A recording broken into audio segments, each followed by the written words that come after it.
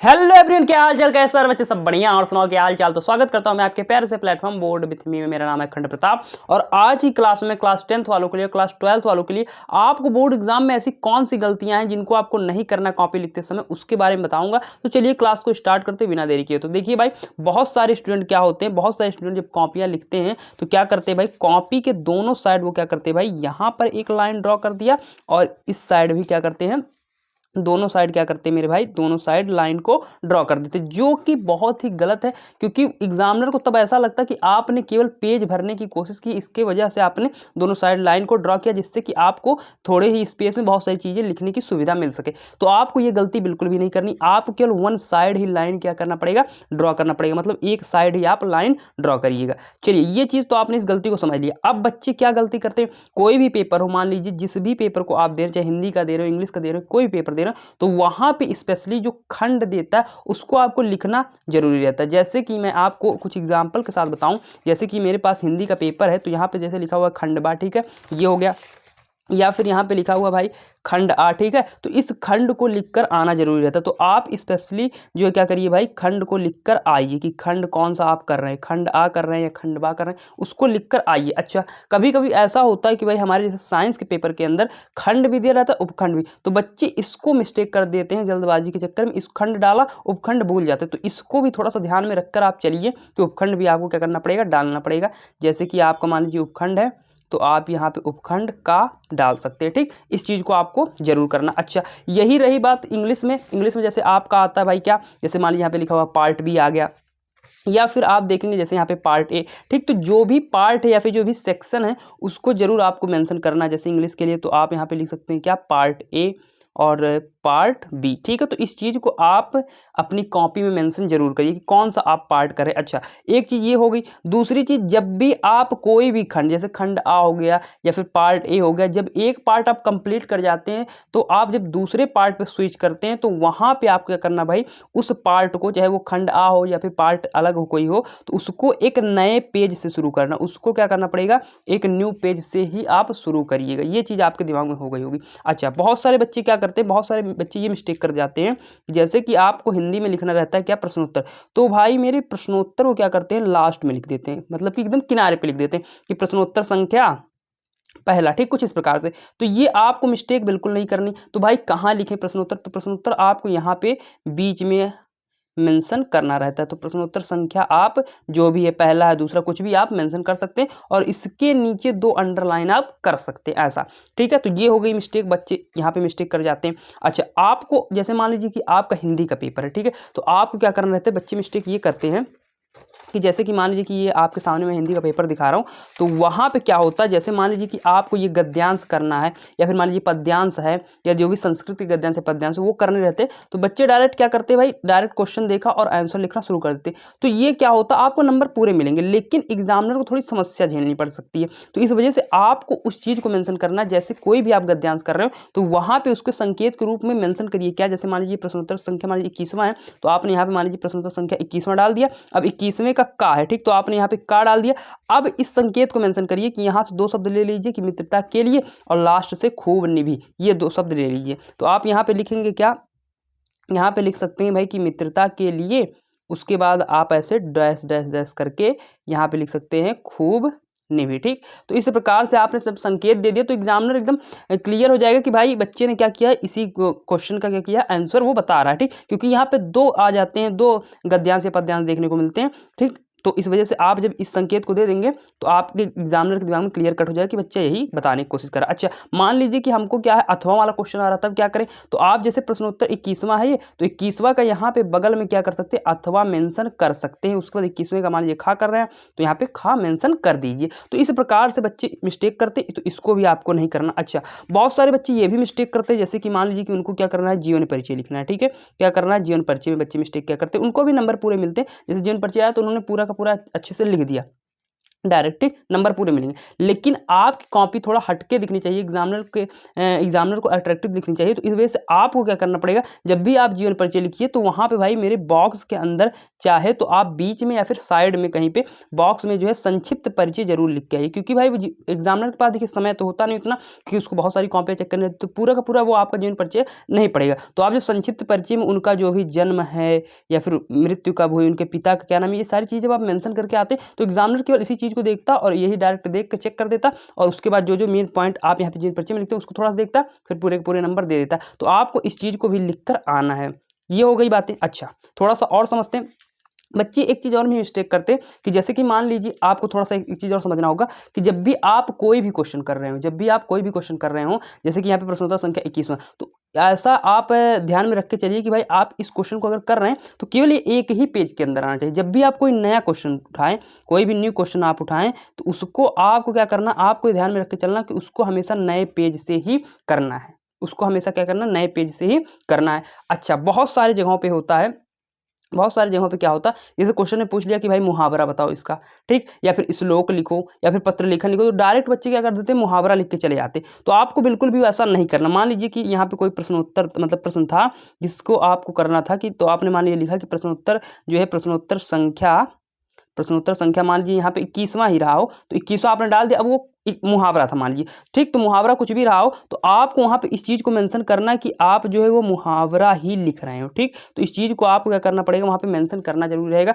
कि आप मुहावरा ही यहाँ पे कर रहे हैं। या फिर मान लीजिए अगर आप श्लोक लिख रहे हो तो वहाँ पे मेंशन करिए कि भाई आप श्लोक लिख रहे हैं। अगर मान लीजिए आप पत्र लेखन लिख रहे हो तो वहाँ पे आप मेंशन करिए कि भाई मैं पत्र लेखन लिख रहा हूँ। या फिर अगर मान लीजिए निबंध लिख रहे हो तो वहाँ पे आप क्या करना पड़ेगा, वहाँ पे आपको निबंध को मेंशन करना पड़ेगा कि आप कौन सा टॉपिक लिख रहे हैं, ठीक, उसको आप दीजिए, जिससे कि एग्जामिनर के दिमाग में समझ में आए कि भाई ये मुहावरा ही बच्चे ने किया। अच्छा, इसी प्रकार से इंग्लिश में भी हो सकता है। कैसे हो सकता है, जैसे कि इंग्लिश में क्या होता है, कभी कभी आपको थोड़ा सा एग्जाम्पल के तौर पे इंग्लिश का एक पेपर दिखा देता हूँ, जैसे आप समझ जाइए क्या। जैसे कि मान लीजिए यहाँ पे, हाँ, ग्रामर सेक्शन में जैसे कि होता क्या, ग्रामर सेक्शन के अंदर जैसे कि आपको दे दिया क्या कि भाई इसको इनडायरेक्ट स्पीच में चेंज करो, पैसिव वॉइस में चेंज करो, तो बच्चे क्या करते हैं, डायरेक्ट क्वेश्चन लिखकर मतलब चेंज करके चले जाते हैं। नंबर मिलेंगे, फिर भी नंबर मिलेंगे पूरे, लेकिन जो है एग्जामिनर को परेशानी ना, उस वजह से आपको क्या करना पड़ेगा। जैसे कि आपको ये क्वेश्चन लिखना था, ठीक, तो मान लीजिए कि इंग्लिश में कैसे क्या करना रहता है। इंग्लिश में भाई बहुत सारे बच्चे ये भी मिस्टेक करते हैं, पहले मैं उसको बताता हूँ क्या करना रहता है। कि बहुत सारे बच्चे ऐसे लिखते हैं कि भाई अगर मान लीजिए उसको प्रश्न उत्तर लिखना है इंग्लिश में, तो क्या करते हैं वो लोग, ऐसे लिखते हैं कि भाई क्वेश्चन ऑफ है 21वां आंसर, ऐसा कुछ इस प्रकार से लिखते हैं, ठीक। तो ये बिल्कुल भी नहीं करना, ये बिल्कुल भी नहीं करना। या फिर बच्चे क्या कर देते हैं, बच्चे मान लीजिए ऐसा कुछ है 21वां, मान लीजिए तो क्वेश्चन नंबर लिख दिया उन्होंने 21वां, उसके बाद क्या कर रहे हैं, यहाँ पे बगल में कहीं आंसर लिख रहे हैं। तो ये भी मिस्टेक बच्चे को बिल्कुल भी नहीं करनी। तो करनी क्या चीज़ है, करना क्या है, उनको भाई बीच में, यहाँ पे बीच में ही क्या करना रहेगा, वहाँ पे सिंपल से आप क्या लिख दीजिए, सिंपल से आप आंसर लिख सकते हैं। क्या लिख सकते हैं कि आंसर नंबर जो भी है, आंसर नंबर मान लीजिए 21 है तो 21 आप डाल दीजिए और नीचे 2 अंडरलाइन कर दीजिए, ठीक। तो इस चीज़ को आपको मेंशन करना। अच्छा, मैं जो उस पॉइंट की बात कर रहा था, जैसे कि ये हो गया डायरेक्ट नरेशन या फिर पैसिव वॉइस, तो आपको मान लीजिए ये 21वां या 24वां जो भी क्वेश्चन, मान लीजिए 24वां है तो आपने 24वां यहाँ पे डाल दिया। अब आपको इसको डायरेक्ट इनडायरेक्ट में चेंज करना है, तो आपको यहाँ पे मेंशन करना पड़ेगा, जैसे आप मुहावरा श्लोक मेंशन कर रहे थे वैसे यहाँ पे मेंशन करेंगे कि भाई ये इनडायरेक्ट स्पीच में बना रहा हूँ, ठीक है, इनडायरेक्ट स्पीच क्या कर रहा हूँ, बना रहा हूँ, ठीक। तो इनडायरेक्ट स्पीच बना रहा हूँ, उसके बाद आपने क्या किया, जो भी बनाना है उसको आपने मेंशन कर दिया। या फिर अगर आप पैसिव वॉइस बना रहे हैं तो यहाँ पे आप उसको मेंशन करिए कि भाई आप पैसिव वॉइस कर रहे हैं। या फिर इसी प्रकार से जैसे पंक्चुएशन करना है तो पंक्चुएशन को मेंशन करिए, ट्रांसलेशन कर रहे हैं तो ट्रांसलेशन को मेंशन करिए। या फिर आप जैसे इस ग्रामर पार्ट को कर रहे हैं तो बीच में भाई ग्रामर पार्ट डालिए। लिटरेचर पार्ट जब आप स्विच करते हैं तो लिटरेचर पार्ट बीच में डालिए। तो इस चीज़ को बच्चे बहुत ज़्यादा मिस्टेक कर जाते हैं, तो इस चीज़ को आपको डालना बहुत ही ज़्यादा जरूरी रहता है। अच्छा, ये हो गया।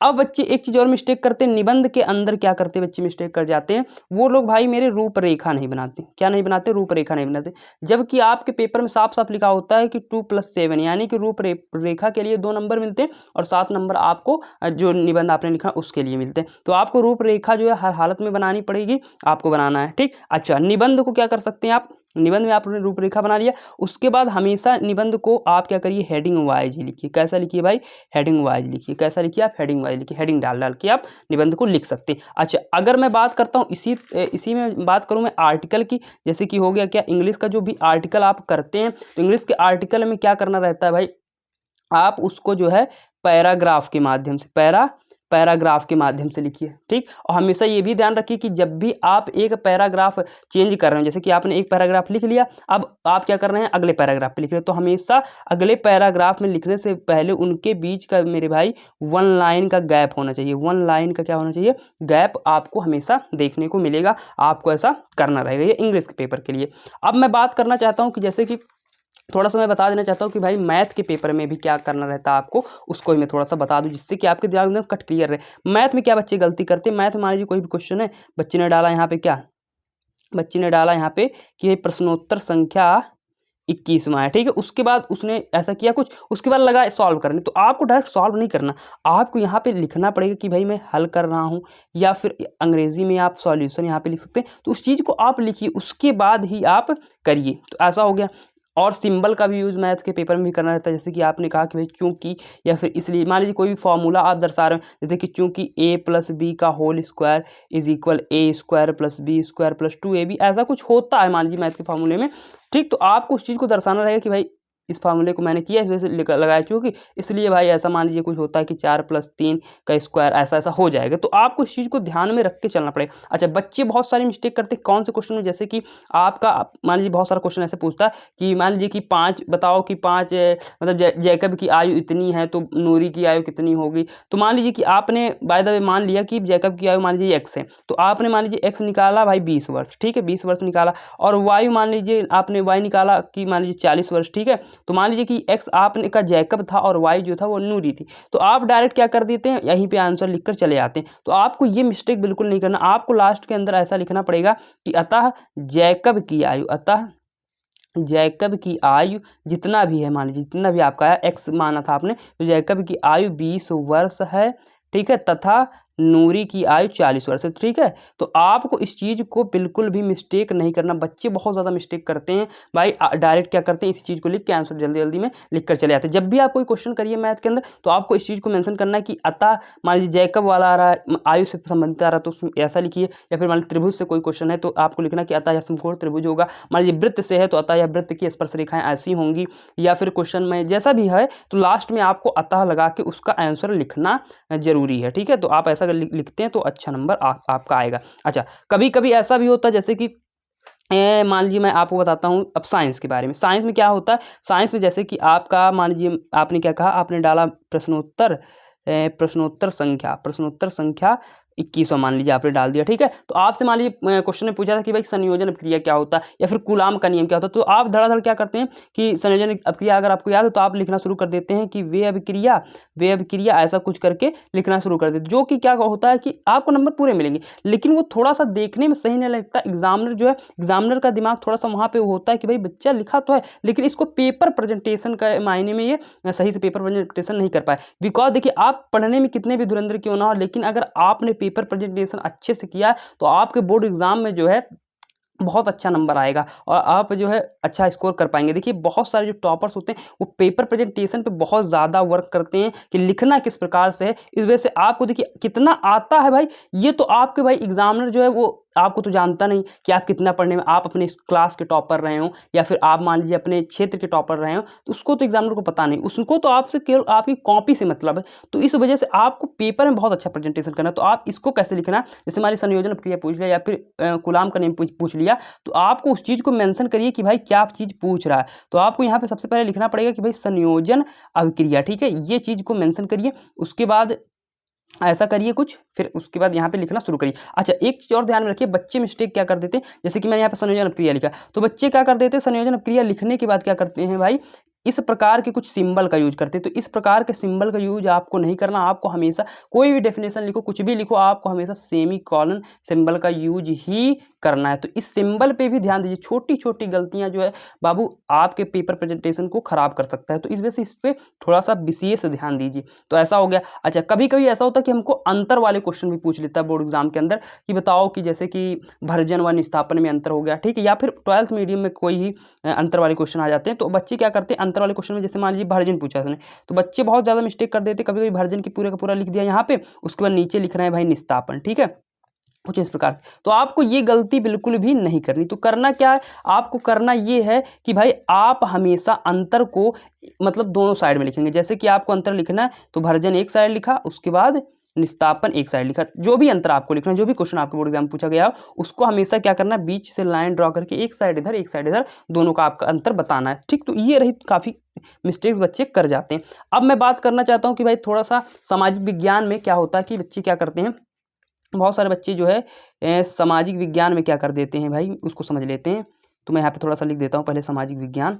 तो देखिए बच्चे क्या मिस्टेक कर देते हैं, सामाजिक विज्ञान में कोई भी क्वेश्चन करना रहता है तो डायरेक्ट वो क्वेश्चन की एक पेज दो पेज में लिख के आते हैं, जो कि बहुत ज़्यादा मिस्टेक हो जाता है। बच्चों जो कहते हैं कि मैंने लिखा तो सब था, मान लीजिए पेपर आप देकर आए, आपने कहेंगे कि भाई आपके पेरेंट्स पूछ रहे हैं, या फिर मान लीजिए गाँव कोई बच्चा पूछ रहा है, तो कहेंगे आप कि भाई मैंने तो सब लिखा था लेकिन मेरे नंबर जब आपका रिजल्ट आता तो कम आता है, तो ऐसा क्यों होता है। तो भाई मेरे, जब भी आप सोशल साइंस या सामाजिक विज्ञान को जब भी आप जितने भी क्वेश्चन अटेम्प्ट करिए, उसको ऐसा मेंशन करके रखिए अपने दिमाग में कि उसको हमेशा आपको जो जब भी कोई क्वेश्चन करना उसको चाहे आप भाई मेरे पॉइंट वाइज करिए या फिर आप उसको क्या करिए, हेडिंग वाइज करिए। ठीक है, हमेशा कोई भी क्वेश्चन हो आपको हमेशा हेडिंग वाइज करिए और पॉइंट वाइज करिए, इसको दिमाग में रख के चलना। पॉइंट वाइज दीजिए, हेडिंग वाइज दीजिए। अच्छा, कभी कभी ऐसा होता है कि हेडिंग वाइज में भी बच्चे मिस्टेक कर जाते हैं, जैसे कि मान लीजिए कोई किसी बच्चे ने यहाँ पे एक हेडिंग डाली, उसका पूरा का पूरा ब्यौरा लिखा, उसके बाद दूसरे हेडिंग पे जब स्विच करता हो तो भाई बीच की लाइन गैप नहीं करता। तो आपको जब भी आपके दिमाग में ये याद रखना है कि जब भी मैं हेडिंग अपनी चेंज करूंगा,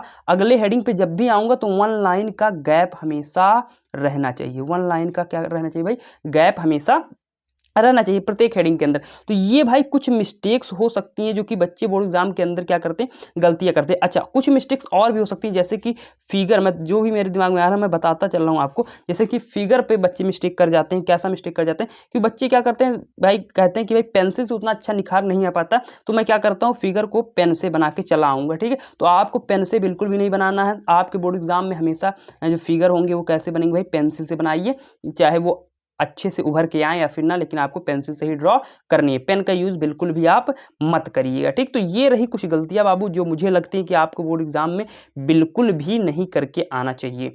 ठीक, अगर आपको भाई क्लास अच्छी लगी है तो क्लास को लाइक करिएगा। चैनल पर अगर पहली बार आए होंगे तो चैनल को जरूर सब्सक्राइब करिएगा। चलिए क्लास को एंड करते हैं। Thank you.